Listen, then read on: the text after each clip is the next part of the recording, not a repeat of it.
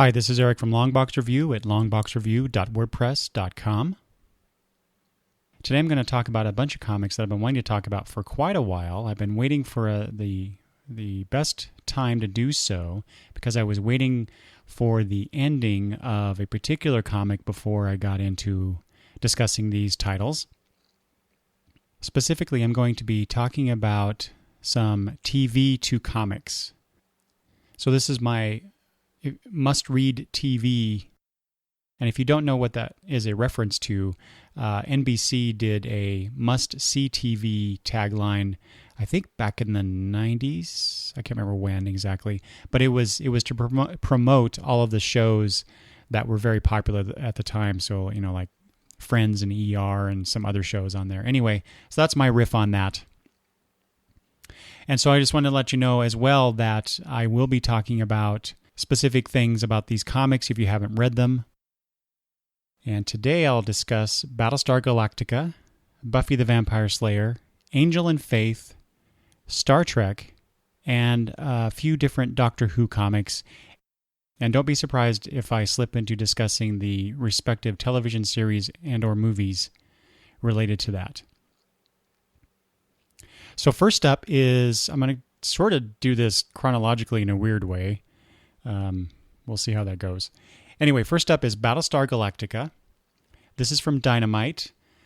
This was written by Dan Abnett and Andy Lanning and illustrated by Caesar Razik, with colors by Venetius Townsend, letter by Simon Bowland, and covers by Chris Eliopoulos and Alex Ross. So, first of all, while Star Trek was my very first, I guess, fan favorite TV show, my sci-fi fandom started there.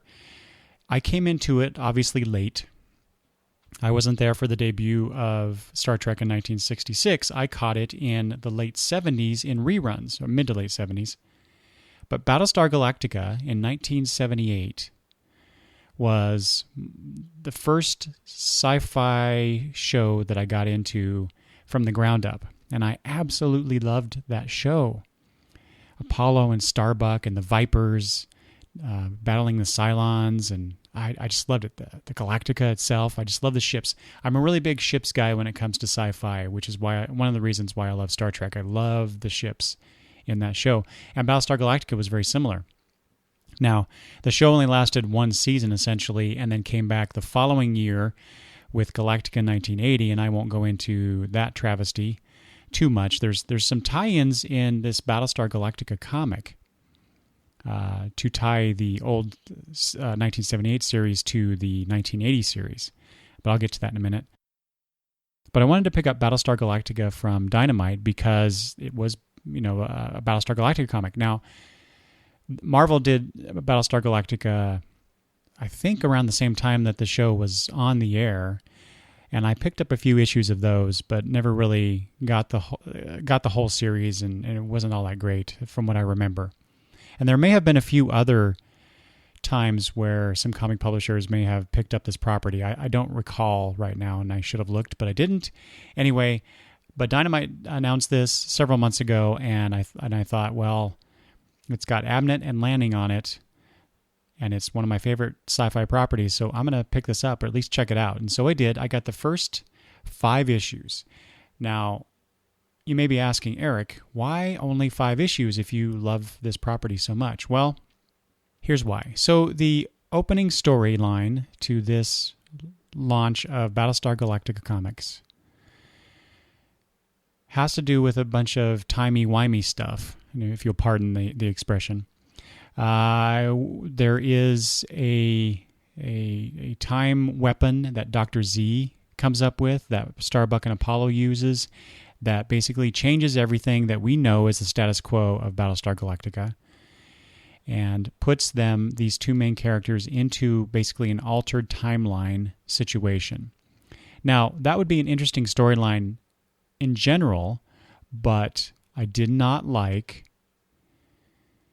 I guess I just didn't like starting off the story that way. I kind of wanted to be reintroduced to these characters and the situation they were in post the 1978 show, or 79, Wow, I think I said 78, and I think it was 1979. Anyway. Nope, I was right. It was 78. Wow. It's funny what the memory will do with you when you're trying to record and talk about something intelligently. Anyway, so I just wanted, I guess, more of a setup to these characters and what happened between the series and the start of the comic. Now, obviously, this is before they reach Earth in Galactica in 1980, or maybe that's not even going to be considered part of this story. But there are elements, like I said before, I mentioned before, there are elements of Galactica 1980. Adama has his beard and mustache. There's, like I mentioned, Dr. Z. There's the kid genius prophet, whatever the hell that kid was, who was in 1980. He's in this. So it's kind of a bridge, I guess, between the two series, I suppose. I won't know because I dropped it, like I said, after 5 issues at the end of this altered timeline story. But I did enjoy it in general. It was interesting to see how Starbuck and Apollo, especially Starbuck, dealt with the altered timeline versions of these characters that we are familiar with. And Starbuck actually gets to see himself as a fat, apathetic almost character, considering what's going on, although that turns around in the end. But there were lovely covers by Alex Ross. That was one thing that I really enjoyed, and what kind of drew me to the title was to see Alex Ross portray these characters, and he does so very well. There was an issue number 6 that I kind of wish I had picked up. I had pre-ordered, but I didn't. Maybe I should try and find it in the back issue bins. But it was supposed to focus on basically the crew of the Galactica and what goes on during a typical day there. And I kind of like those stories, and I'll touch on a similar story when I get to talking about the Star Trek series.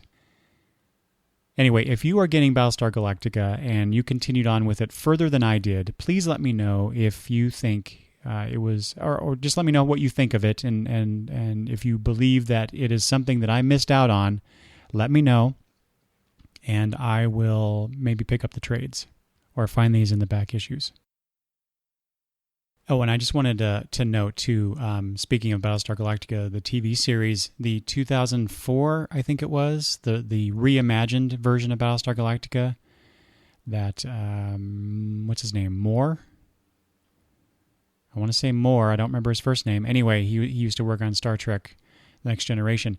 That series was awesome. The first 3 seasons, the miniseries that preceded the series, and then the first 3 seasons were spectacular.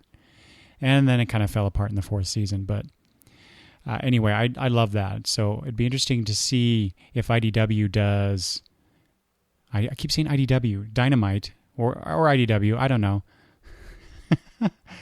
If Dynamite takes the 2004 series and how everything was reimagined and does a comic based on that. And again, maybe there was already a comic. I don't know. Anyway, I'm moving on to one of my all-time favorite TV shows, Buffy the Vampire Slayer. Now, this is Buffy the Vampire Slayer Season 9 from Dark Horse. And this is by, many different writers, but it started off with Joss Whedon. With the constant of George Genty, and I'm sure I'm not pronouncing that name correctly, on the art.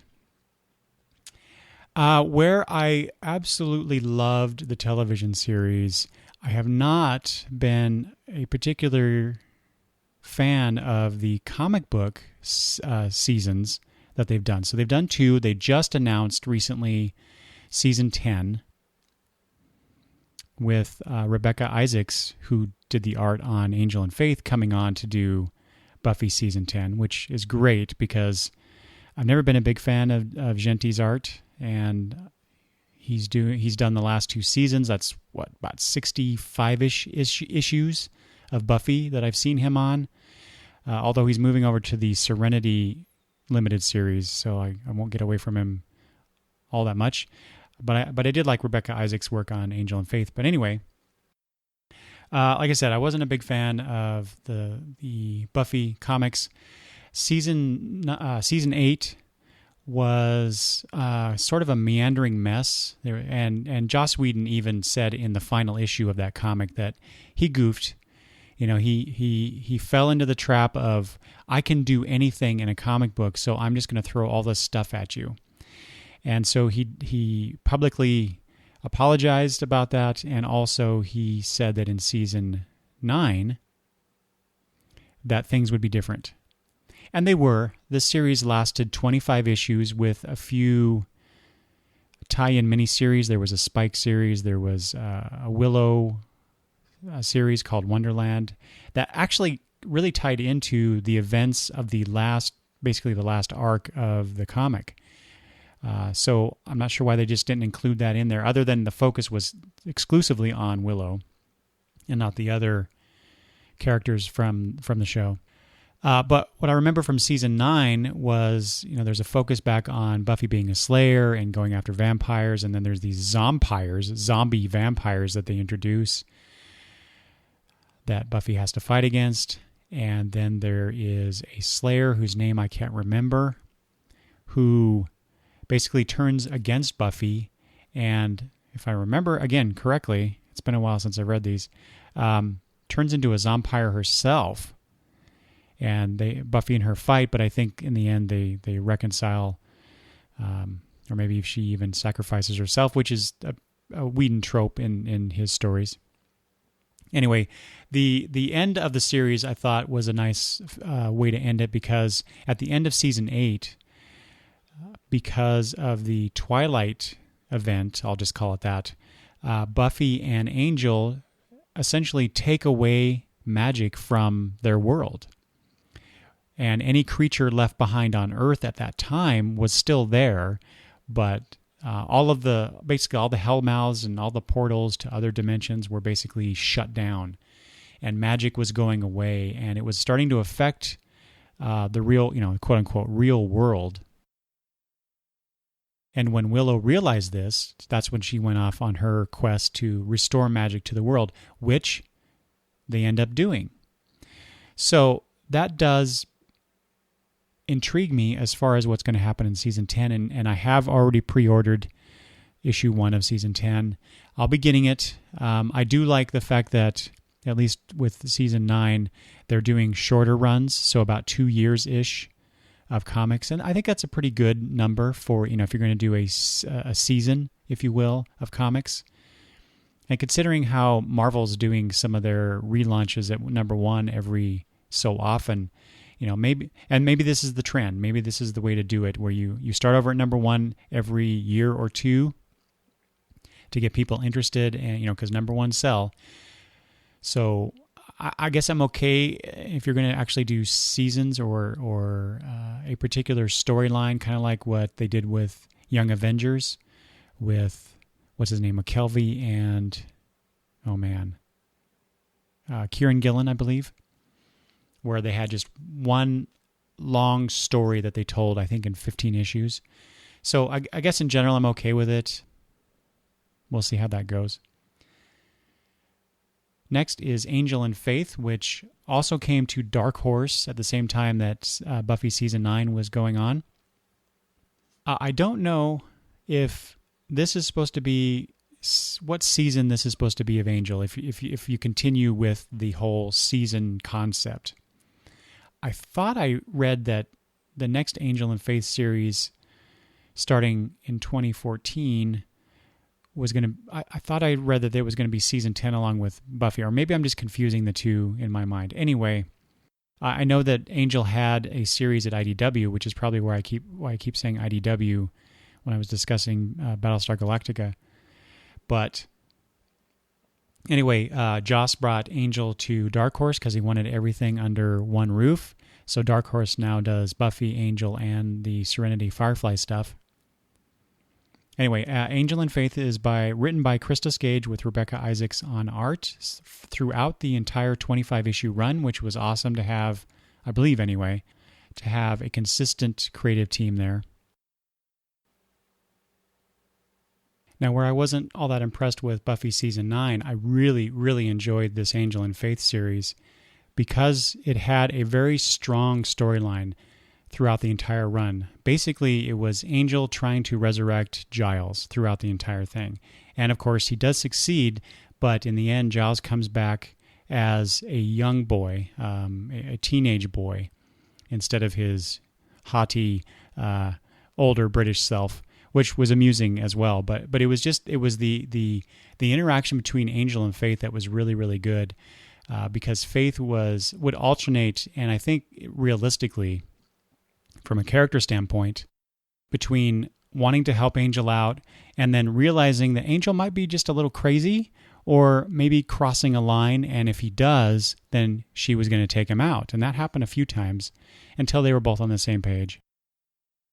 But I really enjoyed it. Like I said, it was a really strong, cohesive run of a story. So I'm looking forward to the next series, whatever they're going to call that, of Angel and Faith. Oh, and just to add, it's funny that I liked Angel and Faith a little bit better than Buffy season 9, because there was a time during the Angel television series, I think it was around season 4, that I liked that show even better than Buffy. I know a lot of people don't like season 4 of Angel, but I did. I thought I was on the edge of my seat on many of those episodes. So there you go. Okay, next up, Star Trek. This is from IDW. There's IDW. This was the series that they launched after the 2009 Star Trek movie with J.J. Abrams, and this is by writer Mike Johnson and a bunch of different artists. But it started off with Stephen Molnar, and let's see. Currently, and it's at issue 28 at the time of this recording, art by Irfan Fajar, and I'll get to that in a minute. But the story consultant listed on all these issues is Roberto Orsi, who co-wrote both of the Star Trek films with Abrams, or that Abrams directed. So it's very consistent. Well, I find it very consistent with the events and the characters that we've seen in the 2000 movie and the most recent Star Trek Into Darkness.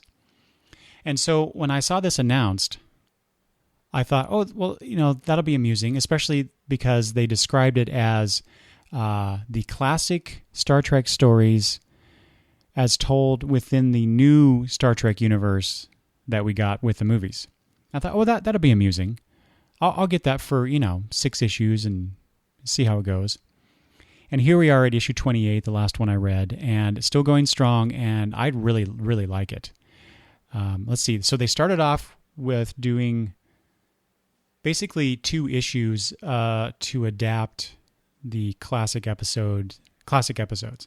And the first one was a adaptation of Where No Man Has Gone Before with Gary Mitchell with the silvery eye thing. So that was interesting. And then they did Galileo 7, and that's when I realized, oh, wait a minute, they're not just retelling these old stories with slightly different things because of the new universe, the new timeline. They're actually telling the stories better in some ways. So in Galileo 7, some things happen in the original series which seemed kind of dumb, but given that it was that time period and the budgets were low, I always forgive the original Star Trek for that. But they changed some plot elements in this comic adaptation of the story that I thought made total sense and just made for a stronger story. They also did Operation Annihilate. They did a mirror riff, and that one was where they started to deviate even more so from just retelling the story, but they would grow the situation, grow the story into something different. And then they also did a story kind of following up on the events of the movie. So Vulcan gets destroyed in Star Trek, and then there's a storyline in the comic involving some Vulcans who basically are going after the Romulans for doing, basically trying to get vengeance for what the Romulans have done. So I thought that was really cool. And also they did a Tribbles story, which wasn't just the trouble with Tribbles. It was or showing us kind of the origin, if you will, I guess, in a way, of Tribbles, but just involving the Tribbles in the story in a different way. So I really like that. And then let's see here. There was a particular issue. Oh, number 13. So I mentioned under BSG there was number 6 was supposed to be like a day in the life of a crew member. Well, Star Trek did that in issue number 13. This is by Mike Johnson again and Stephen Molnar. And this issue focused on the security guy from the movie that Kirk called Cupcake a couple times. I believe his name is Hefner in the comic. I don't know if he was named in the movie, but no, Hendorf. His name is Hendorf. Anyway, so it follows. So he's doing. There's the typical trope of I was going to say TV and movies, but I've seen it a lot on TV. But I see it a lot in fiction too, comics as well. Where one of the characters writes home and lets people whom they care about know how their day is going or how their job is going, and then they proceed to tell a bunch of events. And that's exactly what this does, this story. So it gives several adventures that Hendorf has been exposed to while on the Enterprise with Kirk and Spock and company. And it was a fantastic issue. Probably the best Star Trek comic I have ever read. And one of the best Star Trek stories I have ever witnessed, if you will. And I even told Mike Johnson that. I went on Twitter and said, hey, this is great. Thank you for that. So if nothing else, you should try and find that issue and read it and let me know what you think about it. I thought it was fantastic. Let's see. The Star Trek comic has followed up on the events of, it did a prelude to Into Darkness with, I think, a 4-issue run called Countdown, 4 or 5. I can't remember now. Anyway, there was a Countdown to Darkness. That was a separate miniseries. And then they did a follow-up to the film called After Darkness, I believe. Right now, and we still, like I said, I'm up to issue 28, and it just ended what's called the Kittimer conflict, part 4 of 4. But that also has ties to the movie, Into Darkness anyway, because Section 31 features prominently in this. And then coming up is a gender swap issue where the men are females in the story and the females are men in the story. So I'm looking forward to reading that. Like I said, I've really enjoyed this comic, with one exception. Here lately, the art, I don't like the art. For one thing, the dialogue boxes, the lettering is so large. It's like they blew up the pages when they went to print. I just didn't like it. I don't know. For some reason, it just bugs me, even though it's much easier to read on these old eyes. But what I don't like, and I don't know if this is the artist, I assume it has to be the artist, but a lot of the faces in here look to be really photoshopped. Like they took a photo reference and tweaked it to make it look, like comic book art. And so a lot of the faces, if you're looking at them, I mean, it looks like the actors who portray the character. And it looks weird. It looks plastic. And then when there isn't an actor, a character that was not an actor in the show or in the movies, then it's very clearly comic book art. So I don't like that. When I was younger, and there were licensed comics out there, that's one of the things that used to bug me, was that the characters didn't always look like the actors. Well, apparently I've changed my mind on that, and I actually prefer that they, there's some resemblance. I wouldn't mind that, but if they look too much like it, like this, like here recently in the comic, I don't know. It just throws me out of the story. It makes me think, oh, I'm reading a comic, which is weird because I know I'm reading a comic. I'm having a hard time explaining this. It just doesn't feel natural, which is counterintuitive, I think. But I don't know. I just don't care for it. I hope that they stop doing that and move on to something else, or at least move on from that artist. Anyway, I'll be sticking around with it, though, for the foreseeable future. Okay, so I'm going to end with a discussion about some Doctor Who stuff, and I will be talking about the TV series and some of the specials here recently as well. So I just read the Doctor Who special written by Paul Cornell. And this is by IDW. So IDW got the license to do Doctor Who comics several years ago. I think they said it was 6 years that they got to do this. And this was the ending to it. So they BBC took back the license, I guess. Somebody else is going to do it. So I just want to mention that. I'll come back to this.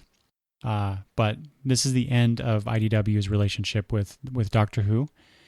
But I did start my relationship with IDW's Doctor Who and there've been a few comic runs of Doctor Who with IDW, and one of the latest ones was the one written by Andy Diggle and art by Mark Buckingham. This was featuring Matt Smith's Doctor and started out with Amy and Rory, the Ponds. And I got the first 6 issues, and then I dropped it. But there were 2-issue stories each, kind of like how Star Trek started out. And I really enjoyed it. Diggle really seemed to capture the voices of the characters, which is really important, especially in regards to the Doctor. You know, Matt Smith's portrayal of the Doctor. So they did a really good job there. But like I said, it was okay. I enjoyed it well enough. It was just something that I wanted to try out. I didn't think that I would continue on with it going into it. But plus I was looking for comics to cut at the time. I'm always looking for comics to cut from my pull list because it's way too long. So in other words, it was good enough for what it was. And then they started doing the Prisoners of Time limited series. It was a 12-issue special leading up to the 50th anniversary of the Doctor. So I wanted to get that, where every Doctor was featured in an issue. So the first issue was the first Doctor, William Hartnell. The second was Patrick Troughton, on down through the Doctors, including Matt Smith, and then we get the 12th issue, which is the resolution of the story. So this is written by Scott and David Tipton all the way through, and then there's different artists, I believe, per issue. And the story involved, there was an adventure with the Doctor and his companions, but at the end of every issue, or at some point during the issue, the companions would be kidnapped. And that goes on for the entire run of the Doctors. And then we get to issue 9 with Eccleston's Doctor, and then you find out who is behind these kidnappings. And it's the character on the show, Adam, who got this data port in his head. I can't remember the name of the episode. Satellite 1, I think. They referenced Satellite 1. I don't know if that was the name of the episode, but anyway, because he did this, Eccleston's Doctor basically threw him off the TARDIS and left him there. Well, of course, Adam didn't like that. He grew old and bitter and basically wanted revenge, and it turns out in the end that you find out that the Master is involved, and he's been the one kind of behind this whole thing. And the Doctors are all brought together, and it's part of the Master's plan, his master plan, to bring all the TARDISes together and then, I think, destroy them, and that would cause a ripple through the time vortex and destroy everything, blah, blah, blah. Of course, the Doctors and his companions all band together and defeat the Master and Adam. Well, Adam actually, once Adam realized what the Master was up to, he traded sides and ended up dying a hero, which that was a nice touch. But it was really cool to see in the end, at the end of the series, to see all the Doctors and all the companions together. At one point, I think it was Matt Smith's Doctor, when all the companions are kind of running towards the Doctors to help them, he's like, "Look at them." It was a cool moment. Let's see. And number 12 was drawn by Kelly Yates, and you get on page 2 and 3, you get a 2-page spread of all the doctors standing there together, which was really cool. Anyway, I really enjoyed that. It was kind of neat because at the time I was reading that, I don't remember what issue it was that I had read when I started watching the specials leading up to the 50th anniversary, which was, what was it called? The Doctors Revisited. And so that was a special on BBC America, a bunch of specials showcasing and spotlighting every doctor that we've seen so far. And then they would follow up after a bunch of discussion about those doctors. They would follow up with classic episodes, and I watched all those. And the thing about Doctor Who, the show, for me, is that it was the 4th Doctor, Tom Baker, that I was most familiar with, because I had seen him on some PBS airings of these episodes. And this was, back in the late 80s, early 90s that I watched some of these. And I have to admit, I didn't think that Doctor Who was all that great back then. It was cheesy. It was just cheesy. But I was still interested. I knew the significance of Doctor Who, and I like sci-fi and fantasy and time stories relating to time travel. I love that stuff. So this theoretically, this is a show right up my alley, but for some reason it just didn't do it for me. But then I remember when the Fox Network announced that they were doing a TV movie, and this is the Paul McGann Doctor, and I was going to watch that, and that may turn into a Doctor Who series, co-done by BBC and Fox.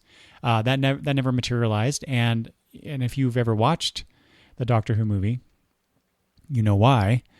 It was not particularly good, although I did enjoy Paul McGann's performance. I actually did not see the initial broadcast of that movie when it first aired on Fox, but I watched it years later, and it was okay, like I said. But then when around, in 2005, when they brought Eccleston in as the Doctor and they relaunched Doctor Who, and this was on Sci-Fi, the Sci-Fi channel where I first saw this. So I knew it was coming, and I made it a point to watch it and instantly fell in love, especially with Eccleston's portrayal of the Doctor. He had the leather jacket, and he was kind of rough and tumble, in your face kind of a doctor. He wasn't the Tom Baker type doctor that I remember. He definitely wasn't Paul McGann. So I loved it, and I watched that first season, and then he regenerated into David Tennant. I'm like, oh, what? I loved Eccleston. Why can't they keep him? Of course, I didn't know all the behind the scenes stuff. They knew before the initial run of that first series in 2005 that Eccleston was gone and Tennant came in, or was going to come in and do that. Anyway, I fell in love with David Tennant after that. And I think that's I think he's an excellent actor. He brought a depth and gravity to the character and his portrayal. And I loved all the companions, starting with Rose, with Eccleston, and continuing on with Tennant. I liked Martha Smith. I loved, Martha Jones. I loved, what's her name? I loved Donna. Donna, I think, is the best companion up until Amy Pond. But she was definitely my favorite companion on the Tennant run. And then they brought in Matt Smith, and I did the same damn thing. I'm like, oh, I don't want to see Tennant go. Who's this guy Smith coming in and his fish